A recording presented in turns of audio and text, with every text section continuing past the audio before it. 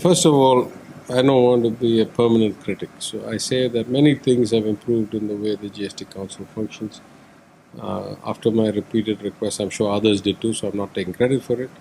But for the first time, at least since I became a member, we had almost a 2-week advance notice of the meeting.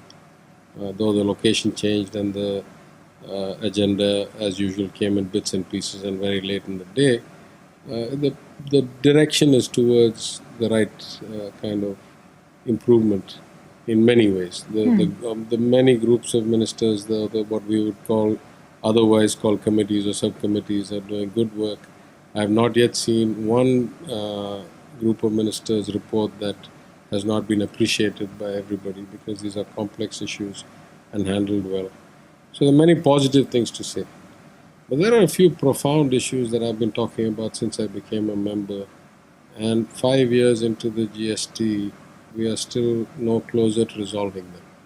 If this is cooperative federalism, how is it that some decisions are taken unilaterally by the union government and some decisions only are referred to the council? For example, the union government has decided to extend the cess till 26.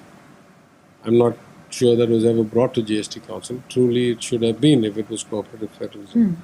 The same way, the issue of compensation was discussed, I think, in September. No resolution was made inside the meeting, and then once outside, the Honorable Union Finance Minister said it will not happen. There was not a consensus, as best I can tell, inside the meeting. Again, this time it was brought. There was no consensus on anything. She gave everybody the right to talk. It was not a listed agenda item. So clearly, without her and the conveners, which is the Revenue Secretary, Mr. Bajaj's consent, the topic could not have been taken for discussion.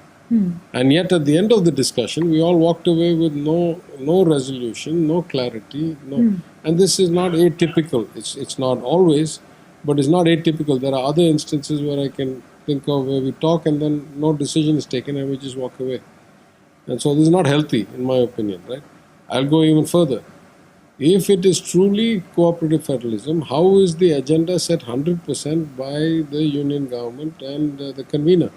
Surely the convener should take inputs from people like us, from the members, and say, do you want anything listed on the agenda? You know, a well-functioning professional organization 3 weeks before the meeting would send a note to all the members and say, we are planning to have a meeting roughly this time.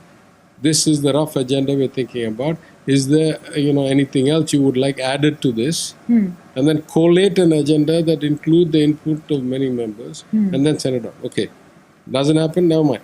At the last minute, you say any other business, like they did today, and take it. But that should be discussed to a conclusion, not left suspended in the air. Neither did they say yes, nor did they say no. Now, the last point I want to make is, were the union government to come out sometime in the next 3-6 months and say, actually, we're going to reinstate some form of compensation for the next couple of years or 3 years or 5 years or whatever. How is that cooperative federalism? How is that within the GST Act? That means they get to decide all the important things, and all the complex kind of negative things get to be decided by the GOM and the council. That's not the nature of either the GST Act or but Centre says that states are equal members. But how does it happen? But where is that equity is something that is getting violated? You took the words out of my mouth.